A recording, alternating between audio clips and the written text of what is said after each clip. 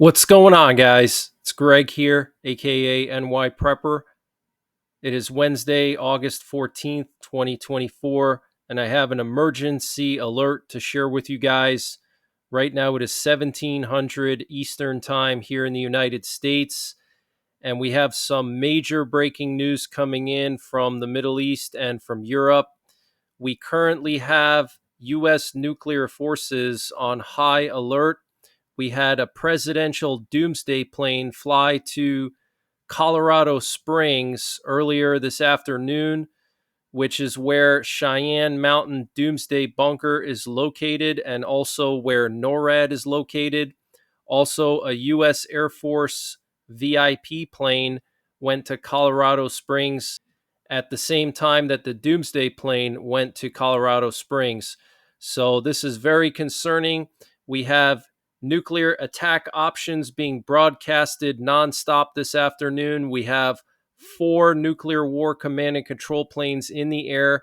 We also have a missile tracking plane in the air over Wyoming, and it's looking out towards the Pacific to detect any missile launches and to track them if necessary. Why? I have no idea, but I can tell you by the way that the plane is flying, it is flying parallel to the Pacific in Wyoming, which means that it's looking out towards the Pacific for some reason. And we also have several B 52 nuclear bombers airborne as well. We also have a lot of sub hunting activity off of Washington State and Florida again. And for the second day in a row, we had a intelligence, surveillance, and reconnaissance plane patrolling the coast of Cuba, and this plane was actually sent there by STRATCOM, U.S. Strategic Command. And how I know that is I heard the recon plane communicating on our primary nuclear forces frequency earlier this afternoon in the live stream, which is ongoing right now on my channel on YouTube. So, for some reason, our nuclear forces are on high alert. We're also getting information coming in that there was a massive power outage in Tehran in Iran, which is the capital of Iran, and also various cities in central and western Iran have lost power apparently. So I don't know if Israel launched some type of an EMP attack or a cyber attack. I still have to confirm if this is true. There's no way to really confirm it because there's no social media allowed in Iran.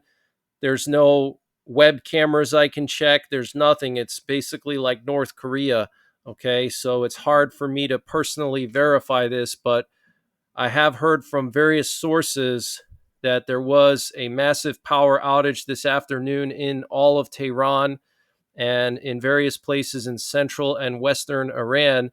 And what's interesting is back in April, if you remember, there were rumors that Israel was going to launch EMP weapons at Iran when Iran was planning their first retaliation attack on Israel when Israel struck the Iranian embassy in Syria. So I don't know if this is why our nuclear forces are so spooked today, but something is going on for a presidential Doomsday plane and a U.S. Air Force VIP plane to go to Colorado Springs.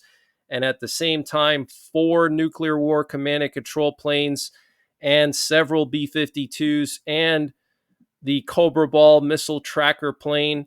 And there was also a nuke sniffer plane as well. Okay, so here you can see the U.S. Air Force VIP plane going to Colorado Springs from San Antonio. Here's the Doomsday plane that went from Offutt Air Base, which is home of STRATCOM. Here you can see the Cobra Ball flying in southeastern Wyoming. You can see 2 of the nuclear war command and control planes in Kansas and Nebraska. And then there was another nuclear war command and control plane in the Atlantic off the coast of New Jersey. So something's going on here, guys. Okay, here's another look at that. And here you can see that intelligence, surveillance, reconnaissance plane patrolling the coast of Cuba, second day in a row. And like I said, this thing was communicating with Stratcom. Okay, so this was a strategic level mission by this RC-135. So that means there could be Russian nuclear armed subs in Cuba. This was last night. We had a nuke sniffer airborne over Nebraska. We have a nuke sniffer airborne right now, actually, as well. And then there was a B-52 airborne in Tennessee and Kentucky late last night, which is very, very unusual. They usually don't fly late at night unless something serious is going on. Here you can see the sub hunters off of Seattle, and this is where we have 2/3 of our nuclear armed submarines and where we have our Trident missile storage site in Bangor, Washington. And then here you can see 2 more sub hunters in Florida, one off the west coast, one off the east coast of Florida. So U.S. Capitol Police conducted an exercise last night over downtown D.C. that involved the use of Black Hawk helicopters. Apparently it was a landing zone familiarization flight, and the Black Hawks did not actually land in downtown DC or at the Capitol building, but they did fly over the downtown DC area and they flew to the U.S. Capitol. And before I continue with the breaking news, I wanted to mention the sponsor for this update, which is My Patriot Supply. Guys, My Patriot Supply is doing their most aggressive discount yet on their 3-month emergency food supply. And to get the deal, you got to go to preparewith.nyprepper.com. They've lowered the price of their 3-month food supply from $800 down to $500. 3 months of emergency food for $500. That is a really good deal, and it will last you 25 years because it is freeze dried and it's all packed within 6 rugged water resistant buckets. So you have all that food in a small package. You can store that pretty much anywhere. And you can also take it with you. If you have to bug out, you can throw that in your vehicle easily. So use the link preparewithnyprepper.com to get $300 off the My Patriot Supply 3-month emergency food supply, $500 for it. Also, they have free shipping and handling included. In addition to the 3-month supply, they also have a general store. And to get to their general store, you got to scroll all the way down to the bottom, and you'll see the My Patriot Supply logo at the very bottom of the page. You click on that, and it'll take you to their general store, and they have all kinds of discounts. And to get the deals, you got to use my link, preparewithnyprepper.com, and I'll leave the link in the description below this video.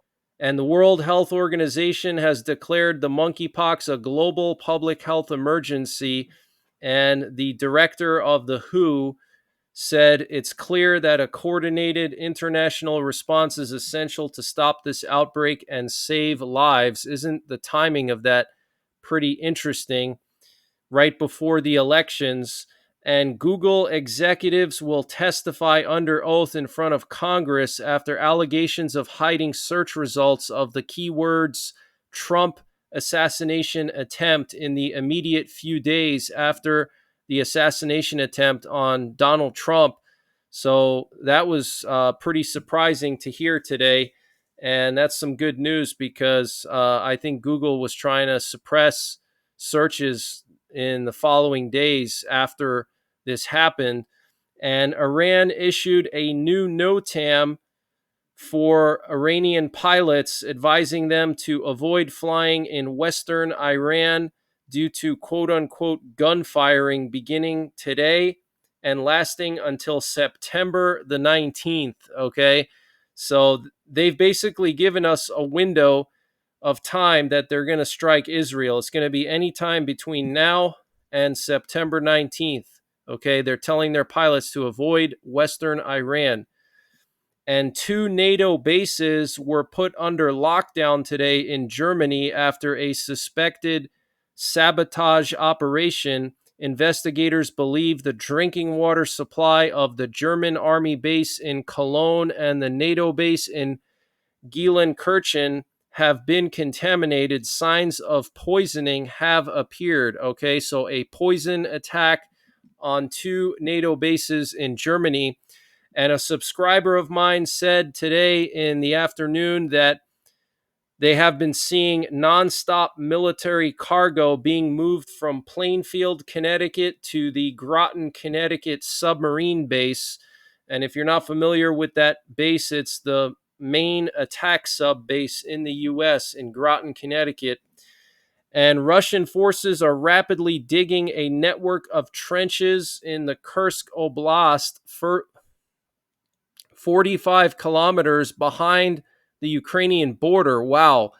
So basically, Russia is willing to give 45 kilometers of territory to Ukraine if they're building these trenches 45 kilometers away from the border. That is insane.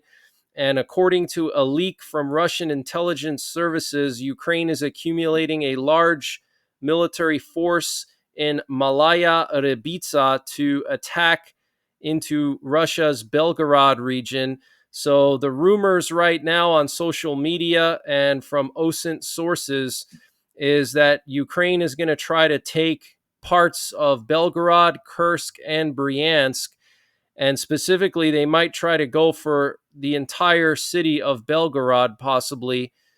And what we're looking at right now is the beginning stages of that final conclusion. Okay. And here's a map showing the current estimated extent of Ukraine's territorial gains in Russia. And the president of Ukraine, Zelensky, said in his evening address that Commander-in-Chief Syrskyi reported today several times, "We have good advances in Kursk Oblast. We are achieving our strategic goal there." So, interesting term, strategic goal. Okay, so this is not just some kind of minor symbolic operation to make Ukraine look better and boost morale in Ukraine. This is a serious operation. And the Ukrainian foreign minister said Ukraine is going to organize evacuation corridors from Kursk into Ukraine and other parts of Russia. So that's some good news. And the Indian embassy in Russia issued an advisory for Indian nationals in Bryansk, Belgorod, and Kursk, telling them to evacuate from these 3 oblasts. And Ukraine's commander-in-chief, Oleksandr Syrskyi, reported to Zelensky today that Ukraine's defense forces continue offensive operations in Kursk region, an advancement of about 1 to 2 kilometers in different directions since midnight. Mopping up operations have been completed in the town of Suja. That's the town where the massive natural gas metering station is located, where natural gas flows into Europe from Russia. And over 100 Russian soldiers were captured. And Zelensky appealed to NATO allies today. Asking them to allow Ukraine to use long-range weapons on targets inside of Russia. Ukraine shot down a Sukhoi 34 fighter bomber over the Kursk region today. So Ukraine basically has air superiority over the Kursk region. That is embarrassing. And Russian sources have voiced concerns over recent Polish military exercises near the border with Russia's Kaliningrad region, alleging that the drills were rehearsals for an attack on the enclave, according to Ilya Tumanov, a prominent figure in the Russian military aviation community and administrator of the fighter bomber channel. Polish fighter jets conducted operations along the border with Kaliningrad, working in coordination with ground units. They made 6 attack runs. In the final run, they turned around 40 kilometers from the Russian border, Tumanov wrote, providing a screenshot from a radar system as evidence. So Poland practicing an air raid on Kaliningrad, probably to fly into Kaliningrad or close to Kaliningrad and launch missiles at strategic facilities in Kaliningrad if things were to escalate. And Ukrainian soldiers are reportedly being transferred from the front lines in eastern Ukraine to the Kursk axis. They're being transferred from Pokrovsk, Chasiv Yar, and Toretsk. And this is a huge sign that Ukraine is not only pursuing limited symbolic objectives in Kursk, but rather strategic objectives. Okay, so they're literally moving troops away from the eastern front line to Kursk. And Ukrainian forces continued their advance today, apparently occupying the village of Ilyak, which represents an advance of 20 kilometers, according to open sources. Okay, so Ukrainian forces posted a video of themselves walking through the village of Ilyak, which is literally 20 kilometers from the current known extent of their advances. And the Ukrainian military was also filmed in the village of Vniza Pnoe in the Kursk region, which is also like 10 kilometers from the current known extent of the front lines in Kursk. And Biden commented on the Kursk operation. He said, "I talked to my aides about this on a regular basis, probably every 4 or 5 hours for the last 6 or 8 days. This creates a real dilemma for Putin. We are in direct contact, constant contact with the Ukrainians." Okay, so Biden in constant contact with the Ukrainians. And guys, I wouldn't be surprised if this was planned out a long, long time ago. I don't think that this, was just decided a couple of weeks ago. Okay. I don't think Zelensky just rolled out of bed one day, 3 weeks ago and let's just invade Russia. No, I think this was planned well over a year in advance. That's why they were sending all those partisans into Belgorod and Kursk and different areas of Russia, because they were probing. They wanted to see what Russia's defenses were like, and they saw that their defenses were weak over there. And so now they're exploiting that. Okay. And this is absolutely genius, because the problem is Russia is not going to be able to use their scorched earth tactics on their own territory like they've done in Ukraine. Okay, that's how Russia has been able to gain as much territory as they have so far in Ukraine. It's because of the scorched earth tactics of just bombing towns to dust. They can't do that to their own territory. So, Ukraine outsmarting and out strategizing Russia here. And the Ukrainian army rolled calmly through the Russian village of Plekovo in the Kursk region, and they were actually greeted by some citizens with the words Slava Ukraini. And local people in Russia report 10 arrivals at the Savazleka military airbase in Nizhny Novgorod region. So that is crazy, because Nizhny Novgorod is very far away from Ukraine. And so there were 10 drones or missiles, whatever those arrivals were. That's a long distance that they traveled.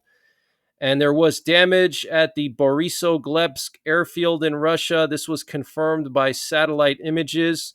And Polish Prime Minister Donald Tusk commented on the Kursk operation. He said, "Ukraine has the full right to counter Russia's aggression as effectively as possible. What the Russian troops and Russian aviation are doing to Ukraine's territory bears the hallmarks of genocide and inhuman crimes. Ukraine has every right to wage war in such a way as to paralyze Russia in its aggressive intentions as effectively as possible. Kyiv's actions are defensive." And the Polish army has started to do a lot of training in trench warfare. So that's pretty interesting. And FSB Director Bortnikov told Putin that Russia should start assassinating social media bloggers who are running funding campaigns for the Ukrainian military.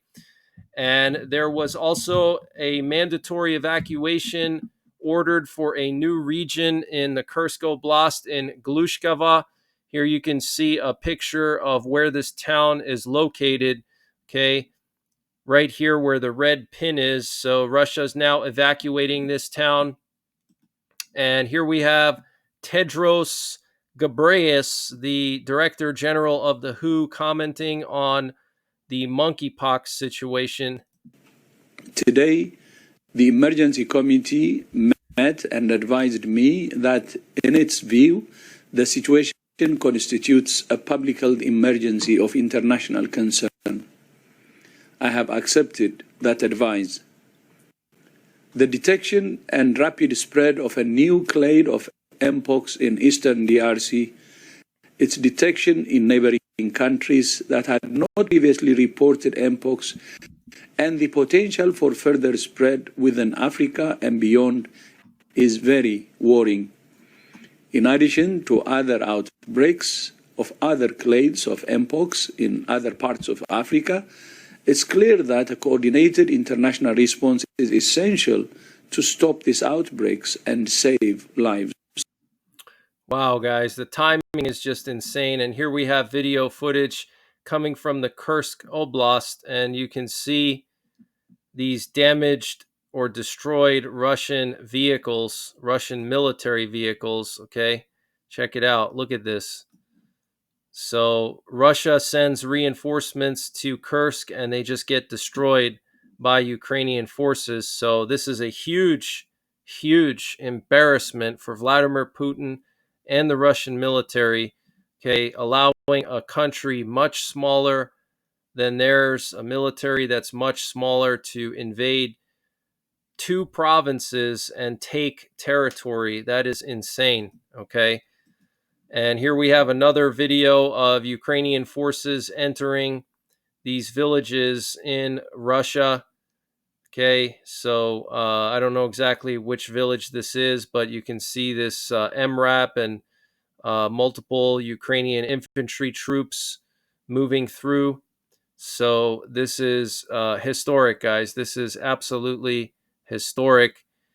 And you can see the difference between what Ukrainian forces do when they enter villages versus what Russian forces do.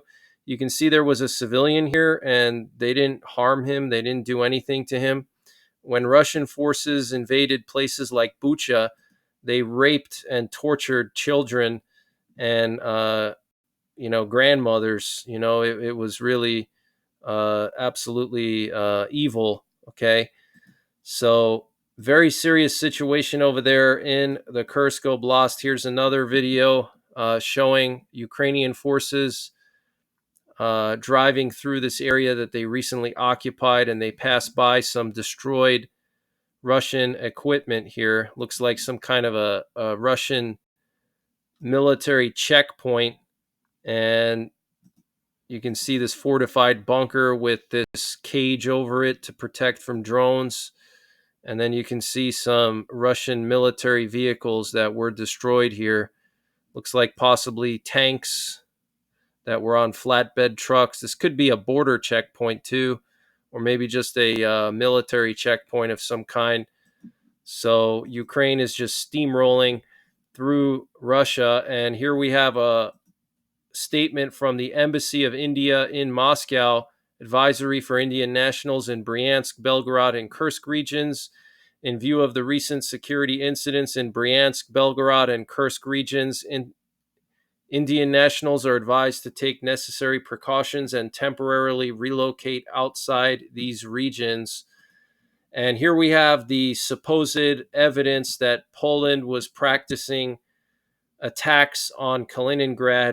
You can see radar pictures here showing apparently Polish F-16s flying towards Kaliningrad. And here we have a picture showing the extent of Ukrainian forces in Russia and then the locations of these trenches that Russia has started to dig. And you can see quite far into Russia. They're not digging them very close to where the Ukrainians are. So it looks like Ukraine is just going to continue steamrolling through this area, and I think they're going to have some very significant gains that could possibly change the war, and it could provoke Putin to use nuclear weapons. But that's the latest breaking news that I have. I will continue to monitor all these events. I am live right now. I have the flight trackers and the nuclear forces radio in the background on my live stream so you can come in and track everything live with me. I will be going in and out of the live stream throughout the rest of the day. I might be back later on tonight with another update. If something happens, I will obviously go live and update you guys live in real time as things are going down. So that's pretty much it for this one. Take care, God bless, and don't forget the 3 Ps: prepare, practice, and persevere.